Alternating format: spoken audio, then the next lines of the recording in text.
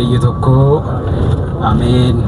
በስመ አብ ወወልድ ወመንፈስ ቅዱስ አሐዱ አምላክ አሜን። መቃ አባ ከነልማ ከነሆረ ቁልቁሉ ዋቀየቶኮ አሜን። jaalatamtoonni fi kabajamtoonni maatii waaqayyoon jaalala farcummaa isaa isiniif baay'isee yeroo kana sa'aatii kanaan kan isin ga'e akkasumas immoo imala guddaa kana irratti akka hirmaattan kan isiniif eeyyame maqaa waaqa guddaa kanaatiin nuti nagaa isin gaafadha. Akkam bultanii akkamiin yoo nageessanii akkamiin turtan galata waaqayyoo akka jennuuf qooqa keenya kan nuuf saaqee addunyaa keessas filatee yaada isaa guddaa kanaaf imala guddaa kana akka deemnu kan nuuf eeyyame waaqa waaqotaa mootii moototaa gooftaa gooftotaa kan ta'e addunyaa kana gara hin jirre gara jireenyatti kan fidee uumamtoota keessa jiran hundumaayyuu akka arjummaaf jaalala isaatti kan uume dhala namaa bifa fakkeenya isaatiin kan uume akkasumas immoo yeroo dhalli namaa namummaa isa gadhisetti illee nama fayyisuudhaaf namummaa keenya isa duraatti nu deebisuudhaaf dhala namaa kan ta'e waaqa waaqotaa kan ta'e waaqni keenya gooftaan keenya Yesuus Kiristoos maqaan isaa kan ulfaate nuuf haa ta'u. Qulqulleettiin qulqullootaa obboleettii ergamoota haadha isa hundaa kan taate giiftiin keenya qulqulleettiin Dubroo Maariyaamis maqaan ishee kan ulfaate kan kabajame nuuf haa ta'u. Qulqulloonni ergamtoonni wareeggamtoonni toloonnis akka kennaa fi kabaja waaqayyoo biraa qabanitti maqaan isaanii kan ulfaateef kan kabajame nuuf haa ta'u. Waaqayyoon arjummaa isaatiin nu gaggeessee sooma guddichaa sooma gooftaa keenya fayyisaa keenya Yesuus Kiristoos akkuma wangeela irratti barreeffame wangeela Maatewos boqonnaa 4 irratti bal'inaan waa'een seenaa isaa barreeffame akkuma argannu gooftaan keenya sooma ofii isaatiin soomee sooma nuti akka soomnu waan nu taasiseef kanaanis immoo sooma eebbisee soomni nuti soomnu illee sooma eebbifamaa fi kan suga fooniif lubbuu qabaatu akka inni nuuf ta'u fedhaaf eeyyama waaqayyoo nuuf haa ta'u. Egaa torbee lammaffaarra geenyerraa isa jalqabaarratti zawaradee yookaan immoo gadi bu'u akka jenne gooftaan keenya fayyisaan keenya Yesuus Kiristoos samii samootarraa bu'ee dhala namaa ta'uusaa nama ta'ee nama fayyisuusaa kan ittiin hubannu ture. Har'a immoo torbee lammaffaa qiddistii yookaan immoo qulqulleettii kan jedhu irra geenyerra. Mata dureen barumsa keenyaa kan isin waamee qulqulluu akkuma ta'e isinis hojii keessan hundumaadhaan iyyuu qulqulloota ta'a. Ergaa qulqullicha Phexros tokkoffaa boqonnaa 1 lakkoofsa 15 irra dubbii sagalee waaqayyoo jiru ka'umsa godhanna. Waa'ee sagalee kanaatiif maqaan waaqayyoo kan ulfaatee fi kan galatame nuuf haa ta'u. Egaa qulqullichi Phexros ergaasaa kana keessatti waa'ee dubbii waaqayyoo gaafa dubbatu waa'ee gammachuu waaqayyoo irraa argamu gaafa nutti himu nuti eessa akka turree fi akkamitti akka turre deemsi keenya inni darbee waaqayyoo irraa kan adda ba'ee fi akkasumas immoo deemsi keenya waaqayyoo kan hin gammachiisne kufaatiidhaaf kan nu geessillee wantoonni baay'een akka turan sana keessa garuu waaqayyoon arjummaa isaatiin qulqullummaadhaaf kan nu waame akka inni ta'e dubbata. Kanaaf nutis immoo deemsa keenya hundumaadhaan hojii keenya hundumaadhaan qulqulloota ta'uun akka nurra jiraatu dubbata.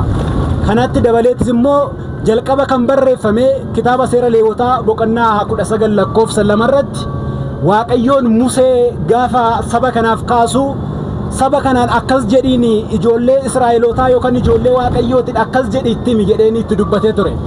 Isaanis ani gooftaan keessan qulqulluu akkan ta'e isinis immoo qulqulloota ta'aa jedhee dubbatee ture. Kan nu waame waaqayyoodha. Arjummaa isaatiin gooftummaa isaatiin yeroo hundumaa kan galateeffamu nuti immoo bifa fakkeenya isaatiin nu uume jireenya keenya hundumaadhaan isa duukaa akka buunuuf yoo kufne illee iddoo kufne nu kaasee imala keenya daandii keenya nuuf qajeelchee qulqullummaadhaan isa fakkaanne akka jiraannuuf waaqayyoon hunduma keenya iyyuu nu waame. Kanaaf qulqullichi Phexros isa gooftaan keenya durseetoo gara biyya lafaa kanaatti dhufee osoo hin dhalatiin gama Museetiin akkas jedhi saba kanatti himi ani gooftaan keessan qulqulluu akkan ta'e isinis qulqulloota ta'aa jedhee qulqullummaadhaaf nu waame. Egaa manni kiristaana keenyas bifa qulqullichi Yaareed dubbateen guyyaa irraa kanatti waa'ee qulqullummaa ni barsiisni. Waa'ee qulqullummaa gaafa dubbannu jalqaba irratti waaqayyoon inni nu waame qulqulluu akka inni ta'e bu'uura waan hundaa kan ta'e ofii isaatii qulqullummaa amalummaa kan qabu amalummaa isaatiin qulqullummaa eenyumtu kan isaaf kennuu hin dandeenye barootan duratti addunyaa kana osoo hin uumamin duratti tokkummaaf sadummaa isaatiin galateeffamaati kan ture. Addaamin osoo hin uumamin uumamtoonni irraa argaman kun hundumti isaanii iyyuu osoo hin jiraatin Waaqayyoon amalummaa isaatiin qulqullummaa isaatiin tokkummaaf sadummaa isaatiin amalummaa isaa galata burquun galateeffamaa akka inni ture kitaaba irratti barreeffameera. Kanaafis waa'ee qulqullummaa gaafa dubbannu jalqaba irratti qulqulluu kan ta'ee fi namootaaf immoo qulqullummaa kan kennu amalummaa isaatiin akka eenyummaa isaatiin qulqulluu kan ta'e Waaqayyoo akka inni ta'e hundumti keenya iyyuu ni hubanna. Waaqayyoon akka namaa miti qulqullummaan isaa namni kan isaaf kennuu danda'u yookaan immoo qaamni ta'e kan isaaf kennuu danda'u osoo hin taane kan amalummaa isaati kan akka eenyummaa isaa jechaadha.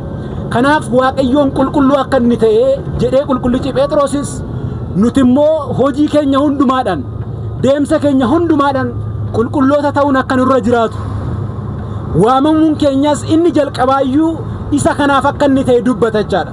Qulqullichi Phaawulosis ergaasaa warra Tasaloniqeetiif erge tokkoffaa irratti boqonnaa 4:7 irratti qulqullummaadhaaf waamamtanittu malee xuraa'ummaadhaaf miti jedhe.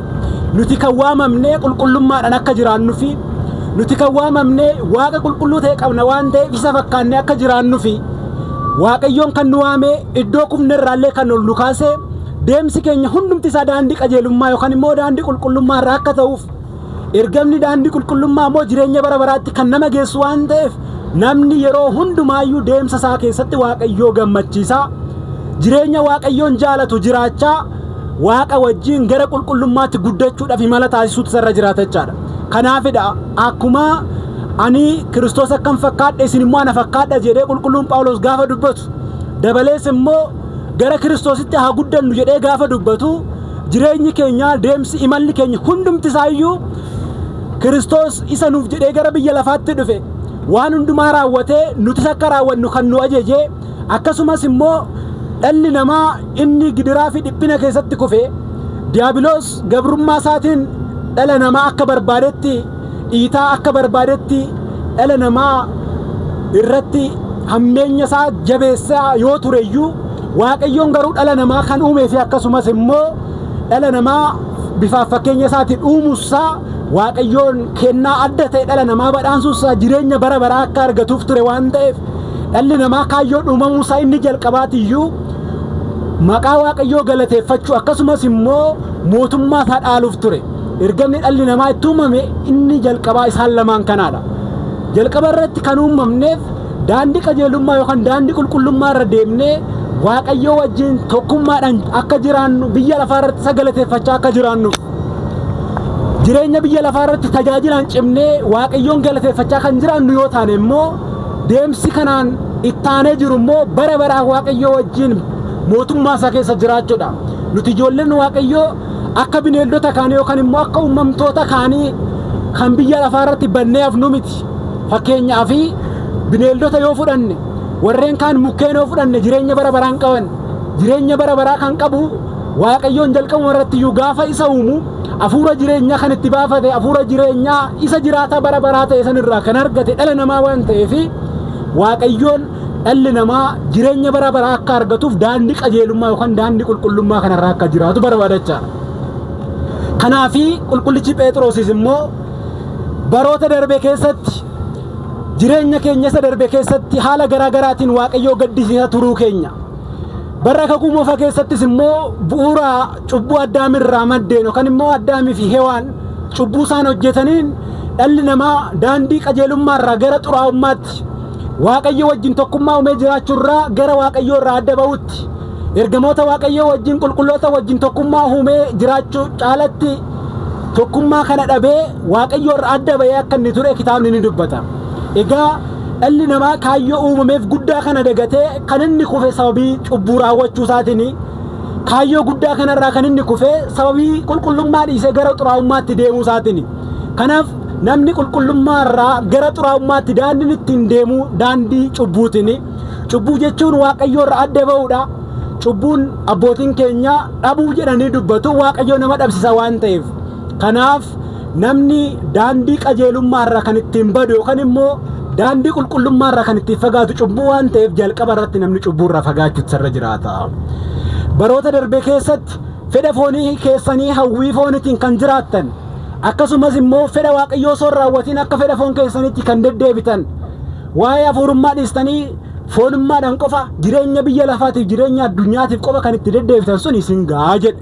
Kana boodatti garuu waaqa qulqullummaadhaaf isin waame qulqulluu kan ta'e ofii isaati amalummaa isaatiin qulqulluu kan ta'e qulqulloota warreen isa duukaa bu'an jireenyaan kan isa fakkaatan jaandarboota isaa kan ta'aniif immoo qulqullummaa kan kennuuf kennaadhaan jechaadha. Qulqullummaa kan kennu waaqa qulqulluu ta'e kana kan akkasii waan qabdanii fi hojii keessan hundumaadhaaf deemsa keessan hundumaadhaaf daandii qajeelummaa qabadhaa jiraadha.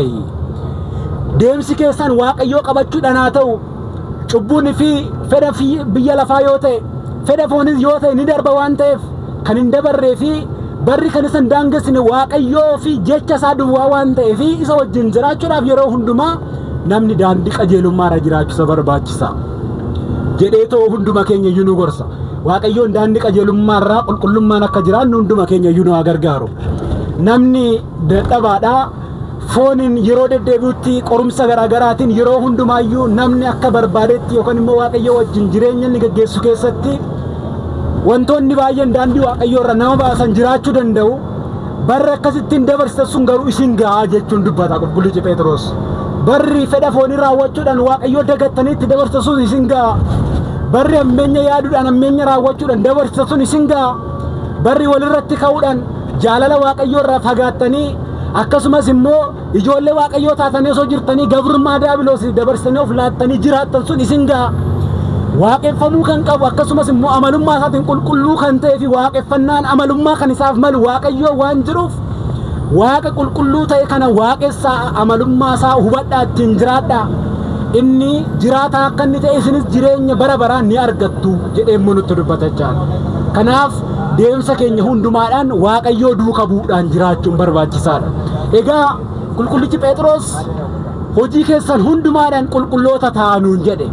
Nuti hojii keenya hundumaadhaan deemsa keenya hundumaadhaan qulqulloota ta'uudhaaf daandii waaqayyoon nuuf kaa'e kanarra jiraannee galma keenya isa galgalaa mootummaa waaqayyootti galuudhaaf akkamitti yoo deemne daandii qulqullummaa kanarra ga'uu dandeenya kan jedhu qabxii muraasa laallee barumsa keenya xumurra. Egaa jalqaba irratti namni daandii qajeelummaa yookaan immoo qulqullummaa waaqayyoon ittiin nu waame kanarra ga'uudhaaf akkasumas immoo jireenya keenya hundumaadhaan qulqulloota ta'aa jedhamne irratti jireenya keenya keessatti daandii qajeelummaa qulqullummaa jedhame kana qabachuudhaaf wantoonni nu barbaachisan keessaa inni jalqabaa amantaadha. Gooftaan keenya fayyisaan keenya Yesuus Kiristoos akkuma kitaaba irratti dubbate wangeela Maatewos boqonnaa 7 lakkoofsa 13 irraa kaasnee gaafa laallu waa'ee amantiitiin wal qabsiisee jecha jabaa tokko dubbatee agarra. Asirrattis daandii dhiphoodhaan karra dhiphoo sanaan seenaa jedhee dubbata. Karri bal'aa kan ta'e namoonni baay'eenis kan irra deeman ni jira jedhe. Karri dhiphoo taate garuu kan jireenyatti nama geessitu kan waaqayyoo wajjin walitti nama fiddu gara qulqullummaatti kan nama geessitu garuu daandii dhiphoo takkatu jira jedhe. Kanaaf namni jalqaba irratti daandii dhiphoo sana argachuutti sarra jiraatu. Daandiin dhiphoo tuni qorumsa qabaachuu dandeessi. Daandiin dhiphoo tuni dhiphina qabaachuu dandeessi. Daandiin dhiphoo tuni foon miyyachuu dhiisuu dandeessi. Daandiin dhiphoo tuni waaqayyoo wajjin malee biyya lafaatti toluu dhiisuu dandeessi. Kanaafidha daandii tana qabachuu dhabuu isaanirraa kan ka'e namoonni baay'een kan itti gufatan. Kanaafidha baay'een isaanii waaqa dhiisanii biyya lafaatiif garboota ta'anii kan jiraatan. Kanaafidha baay'een isaanii mooraa yookaan immoo ogdii waaqayyoo keessa ba'anii addaraasha garaagaraa keessatti yookaan immoo mooraa waaqayyoo irraa adda ba'anii kan dhiitamaatti oolan. Nuti garuu ijoollee waaqayyoo kan taane daandii qajeelummaadhaan guutamte hundeessaa fi bu'uureessaan ishee waaqayyoo kan ta'e daandii dhiphoo sana qabannee jiraachuun nu barbaachisa. Isheen tunis amantii keenya. Si'a tokko qulqullootaaf kan kennamte ishee irra deemuudhaan jireenya akka argamu dursee kan raajotaan nutti hime. Daandii ishee jalqabaa gaafadhaa ishee irras deddeebi'aa lubbuu keessanii boqonnaa argattu kan jedhamneen baay'een garuu ishee irra hin deemnu jedhaniiru jedhee raajichi kun dubbateera. Baay'ee isaanii garuu irra hin deemnu jedhan. Irra hin deemnu kan jedhan waaqayyoo wajjin tokkummaa uumuu hin danda'an. Irra hin deemnu kan jedhan waaqayyoo wajjin jireenya bara baraa argachuu hin danda'an. Irra hin deemnu kan jedhan tokkummaa qulqullootaa keessa jiraachuu hin danda'ani.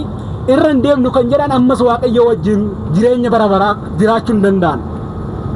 Kanaaf nuti garuu ijoollee waaqayyoo kan taane daandii dhiphoo kan jedhamte amantii kanarratti cimnee dhaabbachuu, daandii dhiphoo kan jedhamte jireenya kiristaanummaa keessatti seeraa fi akkasumas immoo sirna mana kiristaanaa eegnee jiraachuudhaan waaqayyoon seera isaa abboommi isaa nuuf kennee nuti daandii qajeelummaa irraa akka ittiin geenyuuf durseetoo gama abbaa keenya Museetiin abboomiiwwan nuuf kenneera. Dursees immoo abbootii keenya darban kanneen akka Abrahaamii fi sana dura warreen jiraniif amma bara Museetti warreen jiraniif seera lapheetiin jiraachaa akka isaan turan ni beekna. Kun iyyoo yoon taane immoo booda irratti waaqayyoon seera ofiisaatiin barreeffamaan nuuf kennee akka ittiin jiraannu amantiin qajeelummaa labsitu tuni jireenya bara baraatti kan nama geessitu kan raajonni isheerra deemaa lubbuu keessanii boqonnaa argattu ittiin jedhame tuni amantii kana ta'uu ishee raajotaan bifa dubbatame sanaan gooftaan keenya Yesuus Kiristoos dhufee bifa nu barsiise kanaan akkasumas duuka bu'oonni immoo gooftaa keenya irraa baratanii bifa ittiin barsiisan sanaan abbootiin duuka bu'oota immoo hayyoota mana kiristaanaa bifa barsiisan sanaan hayyoonni mana kiristaanaa bifa nuuf dabarsan sanaan amantii qajeelummaa barsiistu akkasumas jireenya bara baraatti kan nuuf geessu tanarra jiraachuun barbaachisaadha. Yaa saba waaqayyoo bara keenya kana keessatti gooftaan keenya Yesuus Kiristoos akkuma wangeela Maatiyos boqonnaa 24 lakkoofsa 4 irraa kaasnee gaafa dubbisnu baay'een isaanii maqaa kootiin ni dhufu jedhee akka dubbata. Shakkitoonni akka isaan kaan isaan sanarraa of eegaa isaan maqaa kootiin kan dhufanidha malee dhugummaa koo kan dubbatan miti jedhee dubbatee ture. Kanaafidha bara kana keessatti baay'een isaanii maqaa isaatiin dhufanii dhaloota waaqayyoo kan ta'an kana kan burjaajessaa kan jiraatan nuti daandii qajeelummaa ishee waaqayyoo irraa kennamte sanaan bifa raajonni dubbatan sanaan akkasumas bifa gooftaan keenya Yesuus Kiristoos nu barsiise sanaan akkasumas bifa duuka bu'oonni gooftaa nu barsiisan sanaan bifa abbootiin duuka bu'oota nu barsiisan sanaan bifa hayyoonni mana kiristaanaa nu barsiisan sanaan jiraannee hayyoonni mana kiristaanaa daandiin waaqayyoo isheen qajeelummaa sun kam akka taate adda baasanii yaa'iiwwan garaagaraa qopheessanii shakkitoota fi daandii waaqayyooti warreen morman adda baasaaf waa daandii qajeelummaa qulqulleetti kan ammoo namni akkuma barbaadetti ishee irratti dubbachuu akka hin dandeenye adda baasanii daandii qulqullummaa tana nuuf kaaniiru.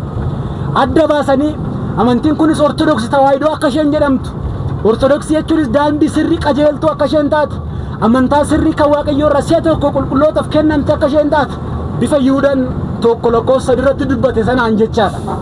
Kanaaf jalqaba irratti daandii qulqullummaa yookaan immoo qajeelummaa sanaaf ga'uudhaaf ishee jireenya bara baraatti nama geessisu sanaaf ga'uudhaaf jalqaba irratti amantii qajeelummaa labsitu amantii takittii sana dhaabbachuu barbaachisa. Galanni waaqayyoof haa ta'u hundumti keenya yoo amantii kana keessa dhaabbannee jiraanneerra. Lammaffaa irratti kan nu ajaju immoo qulqullichi Phexros hojii keessan hundumaadhaan jedhe amantiin hojii irraa kan adda ba'e du'a akka inni ta'e immoo qulqullichi Yaaqoob dubbateera. Yaaqoob boqonnaa 2 lakkoofsa 14 irraa kaasnee gaafa dubbisnu amantiin hojii hin qabne kan du'eedha jedhe. Amantiin keenya hojiidhaan ibsamuu irra jiraata jechaadha. Amantiin keenya hojii kiristaanummaa raawwachuudhaan ibsamuu irra jiraata jechaadha. Namni jireenya isaatiin waaqayyoo duukaa bu'ee jiraachuu isa barbaachise gatee amantiin qofti amantaa kana keessa jiraachuu qofti nun fayyisu jechuudha. Amantiin amantii sirriidha. Amantiin hanqina hin qabdu. Amantiin kun mudoo homaayyuu hin qabdu. Waaqayyoo irra kan kennamteedha. Ishee irra baaneerra daandiis barbaadaa qabadhaa kan nuun jedhe abbootii keenya irraa bifa hubanneen amantiin qulqulleetti sun sirrii kan taate sun ishee akka taate qabanneerra. Amma garuu hojiin nu barbaachisa.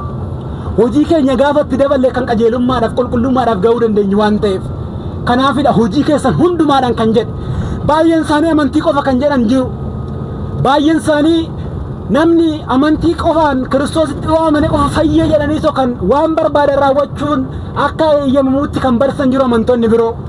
Manni kiristaanaa keenya garuu bifa kitaaba irratti barreeffameen qulqullichi Phaawulos waa'ee kanaatiin wal qabsiisee bara kakuu moofaa keessa kan ture abbaa keenya abbaa amantii kan ta'e abbaa jalqabaa waa'ee Abrahaamiin wal qabsiisee Abrahaam amantii isaa qajeelummaatti isaaf lakkaa'ame jedhamee barreeffameera. Amantiin Abrahaam garuu hojii qaba ture. Amantiin Abrahaam garuu waaqayyoon gara biyya hin beeknetti gara iddoo hin beeknetti maatii keessaa saba kee keessaa akkasumas biyya beektu kana keessaa ba'i gaafa isaan jedhu kan ba'u ture. Mucaasa isa dulluma keessaa argate aarsaa naaf dhiyeessi gaafa jedhu aarsaa kan dhiyeessu ture. Waaqayyoon waan isaan jedhu kan raawwatu hojiinsaa amantiinsaa hojii isaatiin kan deeggarame ture. Qulqullichi Yaaqoobis immoo waa'ee amantiif hojii kana gaafa dubbatu amantiin hojii hin qabne kan du'eedha jedhe. Waa'ee Abrahaamiif dubbatame kana qulqullichi Phaawulos kan dubbate kana immoo andimtaa kee barsiise. Achirratti maal jedhe? Amantiin Abrahaam guutuu akka isheen taatuuf hojiinsaa isa gargaaraa turte jedhee jala muree dubbateera. Kanaaf amantiin keenya guutuu akka inni ta'uuf, amantiin keenya qulqullummaatti akka nu geessuuf, amantiin keenya Waaqayyo wajjin akka nu jiraachisuu fi guutuu taasisuu kan dandeessu hojiin keenya gaafa itti dabalameedha. Kana jechuun immoo hojii keenya qofaan fayyina jechuus miti. Amantii bu'uura godhannee amantiin waan nu barsiistu, amantiin waan raawwadhaa nuun jettu raawwachuun nurraa eegamaa jechuu keenya malee. Manni kiristaanaa keenya lamaansaa baalaansii yookaan immoo wal madaalchisnee deemuu qabna nuun jetti. Osoo namaniin hojii raawwachuu qofaan fayyuun hin danda'amu. Amannees immoo hojii yoon qabaanne fayyuun hin danda'amu jechaadha. Lamaan isaanii wal qabatanii deemuu isaanirra jiraata. Amantiin hojiidhaan akkasumas immoo hojiin amantiidhaan ta'uu qaba nuun jetti. Kanaaf amantii fi hojii gaarii qabaachuudhaan gara qulqullummaatti guddachuu dandeenya. Waaqayyoon amantii hojii gaarii qabaannee gara daandii qulqullummaatti akka guddannu hunduma keenya nu gargaaru. Gooftaan keenya fayyisaan keenya Yesuus Kiristoos wayita biyya lafaarra deddeebi'ee barsiisaa turetti barumsa isaatiif bu'uura kan godhate hanqasa Biltsu'aan kan jedhamu keewwata qulqulloota irratti waa'ee qulqullummaa barsiiseera. Namni akkamittiin qulqullummaadhaaf ga'uu akka inni danda'u, akkamitti qajeelummaadhaaf ga'uu akka inni danda'u, Waaqayyo wajjin jireenya isaa keessatti akkamittiin jiraachuu akka inni qabu adda baasee nu barsiiseera. Egaa kutaa kana keessatti wangeela Maatewos boqonnaa 5 irraa jalqabee bal'inaan tarreessee barsiiseera. Sana keessaa isa jalqabaa irratti keewwata qulqulloota kan jedhaman qabxiiwwan gurguddoo hanga 9 kan ta'an haala adda ta'een nu barsiiseera. Sanaanis immoo nuti hafuurummaadhaan jiraachuu akka qabnu, warreen Waaqayyo wajjin walitti dhufeenya hin qabne gara mana Waaqayyootti fiduu akka qabnu, warreen wal lolan araarsuu akka qabnu, hojii kiristaanummaa hojjechuu akka nuti qabnu, warreen beelaan nyaachisuun akkasumas immoo hafuurummaadhaan jabaannee jiraachuun deemsa keenya hundumaadhaan iyyuu Waaqayyo wajjin jiraachuu akka nuti qabnu hundumaa iddoo tokkotti tarreessee dabalees immoo waa'ee amantii keenyaatiif waa'ee Kiristoosiif jennee gidiraan illee kan nurra ga'u yoo ta'e gammachuu guutuudhaan fudhachuun akka nurra jiraatu, hafuurummaadhaan hiyyeessoo ta'uun akka nurra jiraatu, amantii guutuun laphee guutuurraa maddeen Waaqayyoo waaqessaa jiraachuun akka nurra jiraatu. Isaan kana yoo goone daandii qajeelummaa yookaan immoo gara qulqullummaatti gara eebbifamummaatti guddachuu ni dandeenya jedhee dubbateera. Kanaaf tokkoon keewwata eebbifamummaa irratti barreeffame sana keessa deddeebi'uun nu barbaachisa. Waaqayyoon tokkoon isaa kan nutti dubbateef isa sana hordofnee akka deemnuufidha. Kanaaf isa sana hordofnee deemnee daandii qajeelummaa, daandii qulqullummaa irra ga'uu dandeenya jechaadha. Gooftaan keenya Yesuus Kiristoos achi keessatti waan baay'ee barsiiseera. Waa'ee xoomas barsiiseera. Guyyaarraa wangeela dubbafamu keessa tokko kan ta'e wangeela Maatewos boqonnaa 6 lakkoofsa 16 irraa kaasnee gaafa dubbisnu hanga lakkoofsa 25tti waa'ee qulqullummaa kana wal qabsiisee gooftaan keenya Yesuus Kiristoos waa'ee xoomatti wal qabsiisee yeroo xoomtanitti ofii keessan of agarsiisuudhaaf hin ta'ini. Namoonni baay'een isaanii bara kakuu moofaa keessa turan, akkasumas immoo barsiisonni seeraa Yihuudoonni gochaatii kan turan ofii isaaniitti nama xoomuu fakkaachuudhaaf qofa uummata fuulduratti mataa isaanii gadi qabanii akkasumas akka isaan irraa beekamuuf fuula isaanii kan colloqsiisan baay'een isaanii turaniiru. Isaan sanarraa adda kan ba'e haa ta'u inni laphee keessan irraa hundumaa beeku abbaan keessan inni samiirraa gatii keessan waan isinii kaffaluuf isin of agarsiisuudhaaf yookaan immoo namni akka isinii beekuuf hin taasisiina jedhe. Kanarratti immoo namni hojii qajeelummaa hojjechuu akka inni qabu gaafa dubbatu, Waaqayyoodhaafis bitamuu isaa gaafa dubbatu, namni yoo ija hin qabaanne ifa arguu hin danda'u jedhe. Qaama keenyaaf ifti keenya ija keenya jedhe. Namni yoo ija hin qabaanne dukkana ta'e akka inni jiraatu. Akkasumas immoo namni Waaqayyoo irraa adda yoo ba'e, hojii Waaqayyoon gammachiisu kan hin qabaanne yoo ta'e akkasuma dukkana kan ta'edha. Kanaafis immoo gooftolii lamaaf bitamuu isiniif hin ta'u. Namni tokko gooftolii lamaaf bitamuun isaaf hin danda'amu waan ta'eef isinis Waaqa tokkicha kanaaf bitamaayi jedhee dubbata jechaadha. Waaqayyoon isaaf qofa bitamnee akka jiraannu hunduma keenya nu gargaaru. Kanaaf nuti xooma keenya keessatti illee xooma eebbifamaa kan ta'e sana xoomuudhaaf akka warri kakuu moofatti immoo ittiin komataman sana akka nu walaan taane kitaaba raajicha Isaayyaas boqonnaa 58 lakkoofsa 2 irraa kaasnee gaafa dubbisnu xoomiin ani filadhe isa kanaadha jedhee ta'u uummata sana ittiin komateera. isaan wayita tsooma isaaniitti namarratti hamii akkasumas immoo komii garaa garaa tsoomni isaanii namarratti hammeenya raawwachuudhaaf tsoomii isaanii sana ni qabatu ture. Akkasumas immoo namoota isaan jala jiran ni cunqursu gidiraa irratti caammeessu ture. Kanaaf tsoomin ani filadhe isa kanaayi jedhee Waaqayyoon tsoomin inni filate qulqulluu kan ta'ee fi yaada hafuurummaatiin akka inni ta'uu qabu adda baasee nu barsiise. Kanaaf tsoomni keenyallee Waaqayyo irraa suga bara baraa ittiin argachuudhaaf akka inni ta'uudha malee waa'ee biyya lafaatiif namarratti hammeenya yaada biyya lafaatiin ta'uun akka sarara hin jiraanne hunduma keenya iyyuu nu barsiisa. Kanarratti dabalatees immoo gooftaan keenya asumarratti waa'ee kennaatiinis wal qabsiisee iddoo biliinii fi akkasumas iddoo daana'oon hin nyaannetti hattuun sin jala hatuu iddoo hin dandeenyetti badhaadhina keessan yookaan immoo qajeelummaa keessan samii irratti kuufadhaayi. Iddoo qarshiin keessan yookaan immoo maallaqni keessan jiru yaadni keessan lapheen keessan illee ni jiraata. Iddoo hojii qulqullummaa nuti har'a raawwannu kana akkasumas imala amantiidhaan taasisnu hundumaa keessatti nuti gatii samiitiif yaada biyya lafaarraa adda baasnee Waaqayyoo biratti kan nuuf kaawwamu kuufachaa jirra. Yeroo imala kana deemnus nuti yaada biyya lafaa waan hojjennu dhabnee osoo hin taane foon keenya waan ta'u baay'ee waan hojjennu dhiisnee Waaqayyoo wajjin jiraachuun iddoo eebbifamaa deemnee galaa lubbuu kaawwachuun nu barbaachisaa jenneeti.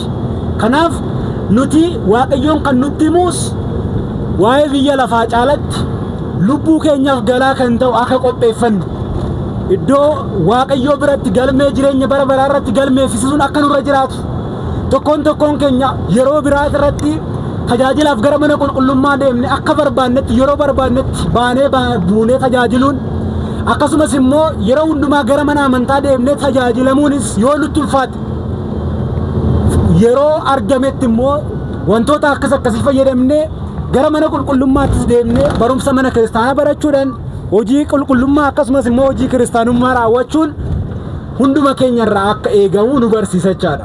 Kanaaf nuti gara kawaala garaa garaatti yeroo imallu deemsa keenya Waaqayyo wajjin yeroo taasisnu nuti samii irratti galmee jireenya bara baraa irratti kan nuuf galmeeffamu hojii qulqullummaa kana kuufachaa jirrachaadha.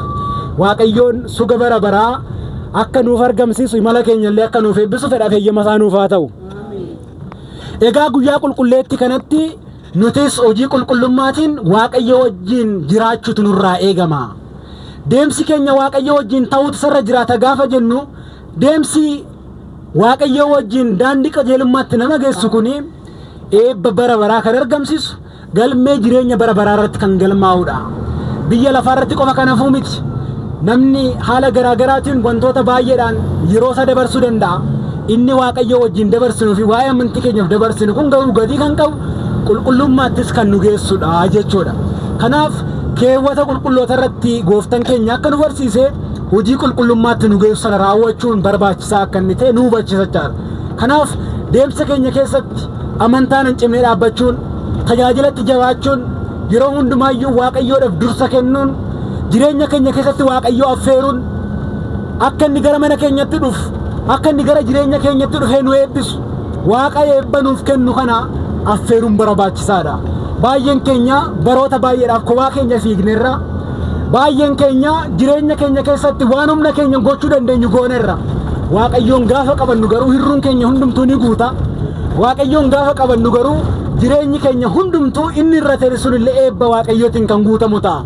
Waaqayyoon eebba isaa akka nurratti roobsu akkasumas mana keenya hirruu keenya akka nuuf guutuu fedhaaf eeyyama isaa nuuf haa ta'u. Egaa qulqullummaadhaan jiraadha jedheera. Kanaaf nutis immoo qulqullummaadhaan jiraachuun barbaachisaadha.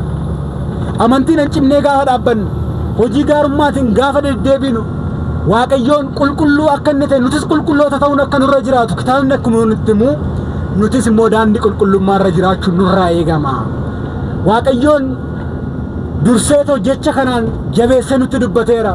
Qulqulloonni isa duukaa bu'anii daandii qulqullummaa irra deemuu isaaniirraa kan ka'e Waaqayyo wajjin jireenya bara baraatiif akkasumas darbees nuyiif illee abbootiin keenya akkuma guyyaa irraa akka yaadannu wareegamaan qulqulluu Giyoorgis fa'a abbootiin keenya darban baay'een isaanii jaandarbaa of taasisanii Waaqayyoodhaaf dabarsanii of kennuu isaaniitirraa kan ka'e jireenya bara baraa keessatti ifaatii akka isaan jiraatan ofii isaaniitiif qofa osoo hin taane nuti ijoollee Waaqayyoo kan taaneef ifaatii kan jiraatan daandii qulqullummaa amantii fi hojii gaariitiin deegarame kana qabatanii waan jiraataniifidha. Kanaaf nutis immoo tokkoon keenya amantiin hin cimnee dhaabbachuun jireenya keenya Waaqayyo wajjin taasifachuun hunduma keenya irraa kan eegamudha. Waaqayyoon qulqulloota ta'a jedhee daandii qulqullummaa akka deddeebinu nu ajajeera. Yeroo keenyas waan qabnu hundumaadhaan Waaqayyo wajjin jiraachuun wanti biyya lafaarratti qabnu Waaqayyo irraa akka adda nu baasne of eeggachuun daandii qulqullummaatiif ga'uudhaaf nu gargaarachaadha. Kanaaf nuti yeroo hundumaayyuu waa'ee biyya lafaatiif baay'ee fiigna. Waa'ee jireenya biyya lafaatiif yeroo keenya baay'ee aarsa gooneetoo jireenya hin guunne kanaaf dhamaana. Waa'ee lubbuu keenya immoo yaadachuun barbaachisaadha.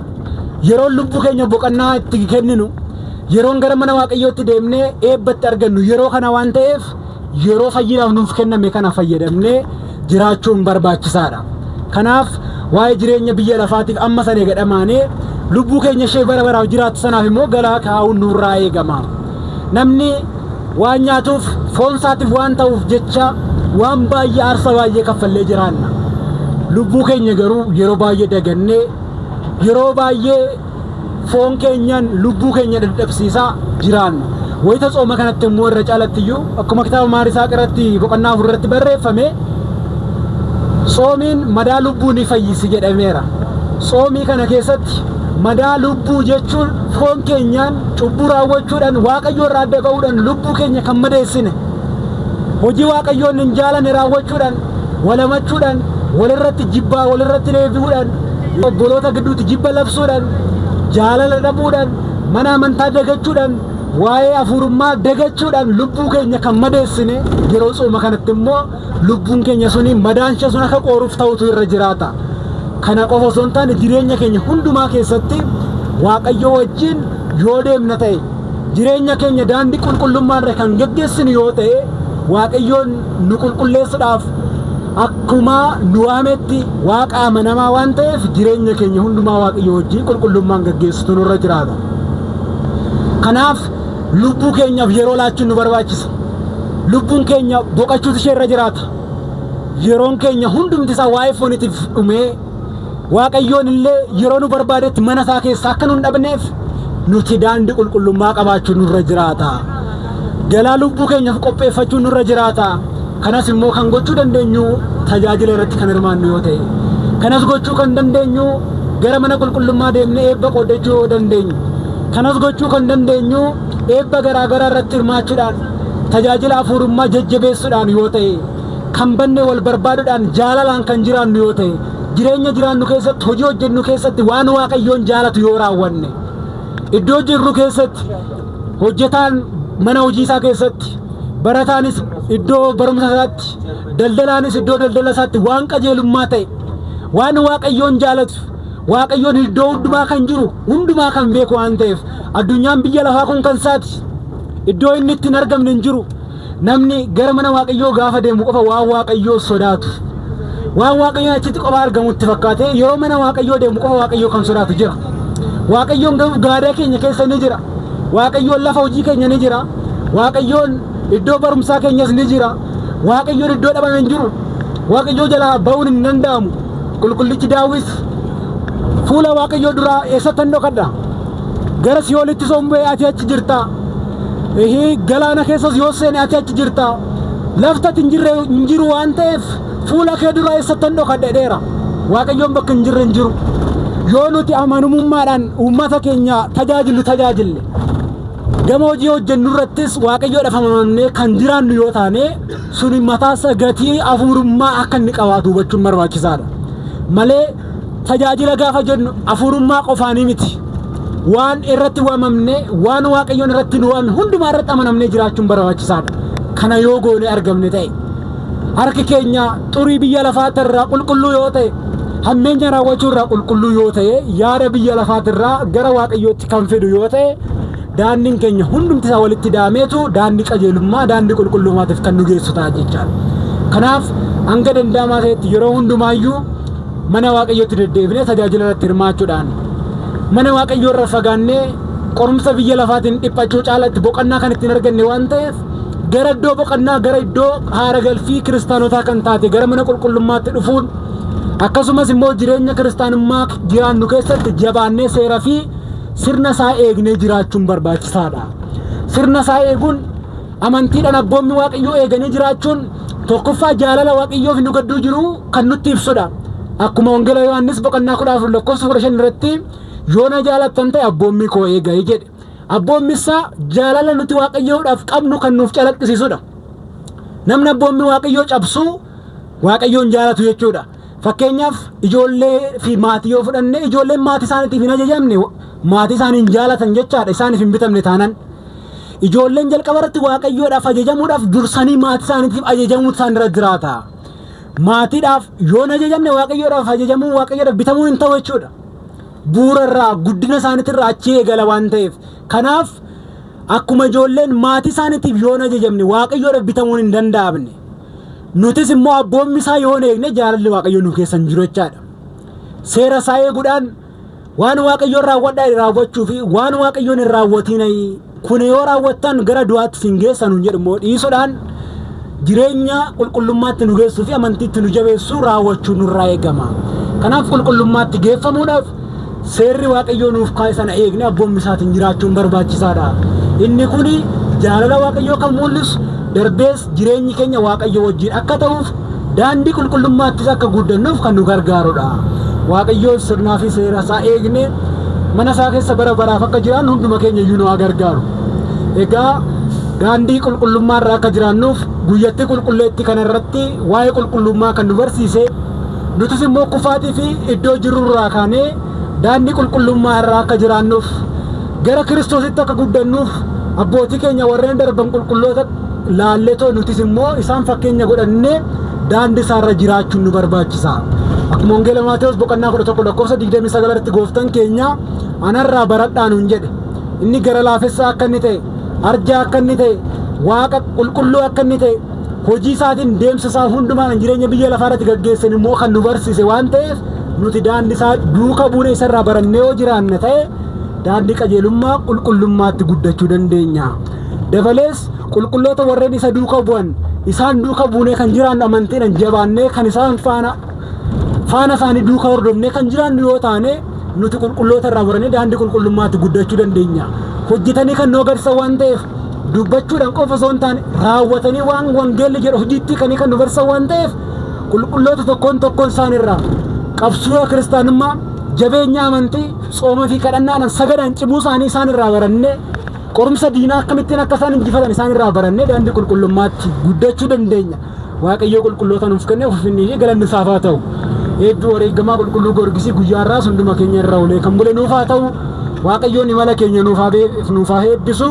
Kan isin waamee qulqulluu akka inni ta'e isinis hojii keessan hundumaadhaan qulqulloota ta'a.